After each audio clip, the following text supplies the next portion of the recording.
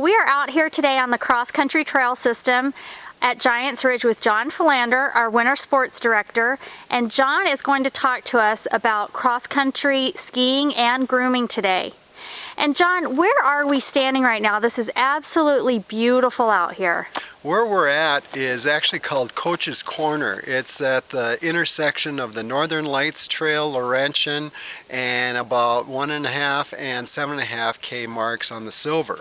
Why we call it the Coach's Corner is we have all these high school races here at Giants Ridge, the Minnesota State High School Championships and the Mesabi East Race and all of these, where we have all these kids from around the state coming here, and this is where the coaches like to stand. They'll see their skiers going up the hill and then coming back down before they're finished. Okay, and I'm going to take the camera and span around so that folks can see the junction where we are. So when I scan this way, are we looking up towards what trail? We are looking up the Silver at about the 7.5 K mark, and then as you pan past the machine, you're looking at the outgoing Silver at about the 1.5 kilometer mark.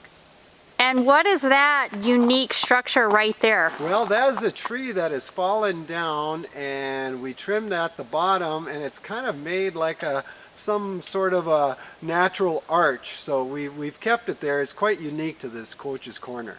I bet it's really a landmark out here. Yeah, it's pretty cool. And then as we go around this way, what trail are we looking down now? We're looking at the return of the Northern Lights and the Silver Trail. They are one and the same at this point. And the Northern Lights Trail is a 3-kilometer lit trail that we have open 3 nights a week until 8 o'clock in the evening. Okay, and then I'm going to go all the way back here.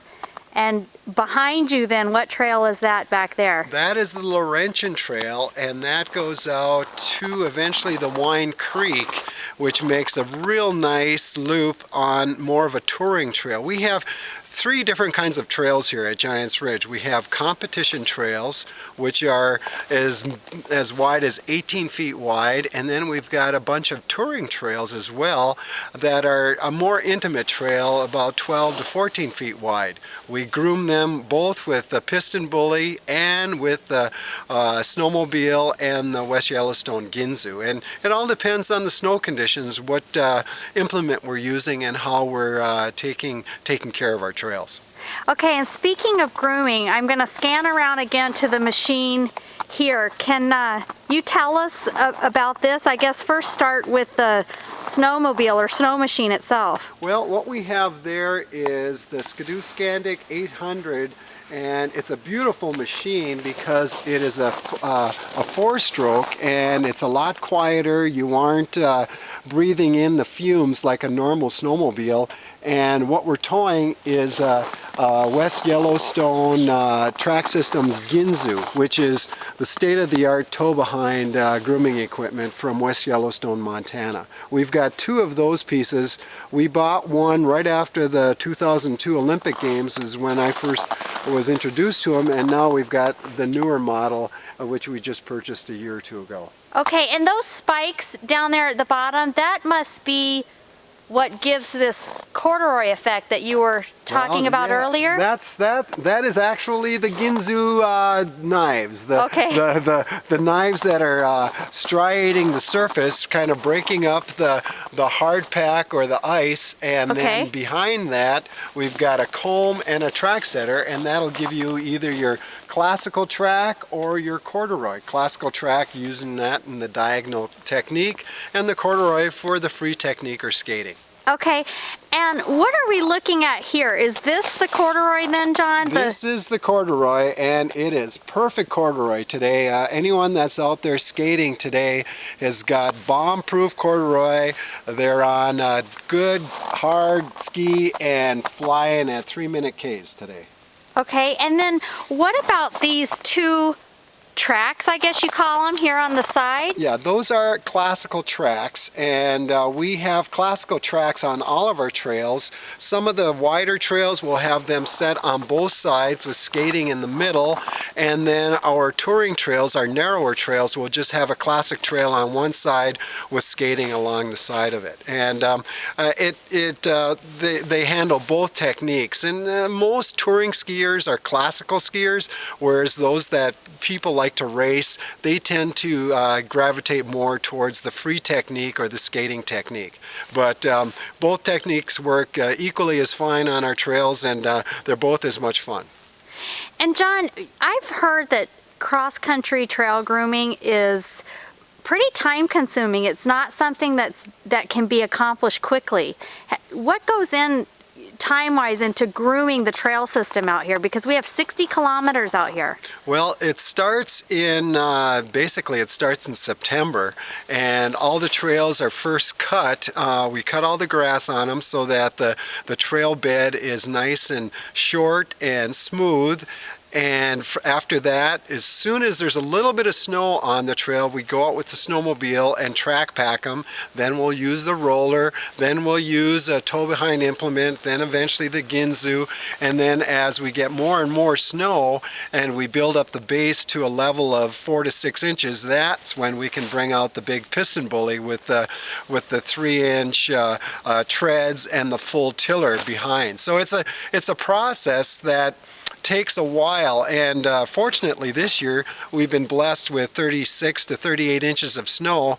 We were out with the piston bully the first weekend in December, which was the earliest ever for a piston bully at Giants Ridge. So all the time that is normally spent on the snowmobile and the tow-behind implements, it was at a minimum this year, just because we were able to get out with the piston bully. And we still use the snowmobile for different applications, but the piston bully really makes the trails perfect. And besides grooming, I would imagine other factors come into play, keeping these trails ready for skiers, especially wind. We can get some heavy windstorms up here in northern Minnesota, especially, they seem to always pass through at night, which is fortunate. But what happens if we get a windstorm in the middle of the night and we get down branches? I mean, I would imagine all that has to be cleaned up. Yeah, with 60 kilometers or close to 40 miles of trail, and both popple, birch, spruce, tamarack, white, red pine, and different alderbrush, we have a lot of different debris that could end up on the trail with a windstorm.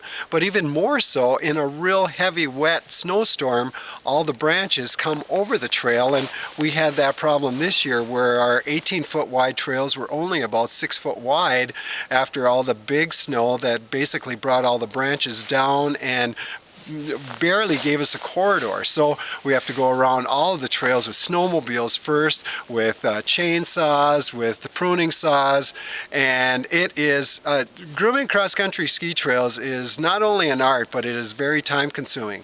For 60 kilometers of trail, it'll take you anywhere from 18 to 20 hours to get the whole trail system done with a piston bully. And if you're doing it with a snowmobile, it's even more so. So it's all the people that love groom cross-country ski trails, they should just know that it takes a lot of work from your local touring center, and if they charge you a fee, it is well worth it to ski on these beautiful trails. It sounds like it. And John, I know you're an avid skier yourself, alpine and cross country, but since we're talking about cross country today, what are the best benefits that you've had from cross country skiing during your life? Well, I've also been blessed with a lot of opportunities in the sport, both personally and professionally. But personally, I guess the feeling you get being out of doors, exercising, doing something that is really close to nature. I've seen wolf kills on our trail. I've seen live fisher crossing. It's rare that I don't see a deer or a pileated woodpecker or something out here in the wintertime. We've got a couple 3 fox that run around, and I actually one night when I was grooming, I had a timber wolf trotting in front of me for almost 3 kilometers, and I watched the timber wolf for almost 15 minutes. So it's, I think the fact that you're out in nature, you're getting unbelievably great exercise, plus it's very exciting, and there's an adrenaline rush every time you're going down a hill, and you work like crazy to get up it, and sometimes you don't know if you're going to make it down, and that's the beauty of the sport. And what about young people, junior high, even elementary? Is cross-country skiing pretty easy for a young person to take up? It really is, and most communities have a program for the youth. We here at Giants Ridge, like up in Ely, have what's called the Minnesota Youth Ski League, and once a week, kids from the ages of 5 or 6 years old all the way up to 12 or 13 are out for a couple hours, and they've got coaching, they've got parents, they're skiing, they've got hot chocolate and cookies afterwards, and what that program does is it teaches them the sport, how to do it, but more importantly, teaches them a lifelong sport that they can do all the way up into their 80s. And I was just at a race this last weekend in Ironwood, Michigan, and working with some volunteers out there that were well into their 80s and that are still avid skiers. So it is a lifetime sport. That is great, John. Well, thanks so much for bringing us out here on this awesome snow machine right here. We'll give the folks one more chance to look at it so they can see how their trails are groomed. And thanks for educating all of us on cross-country skiing and cross-country grooming. And have a great winter. And thank you, and we'll see you at the Ridge.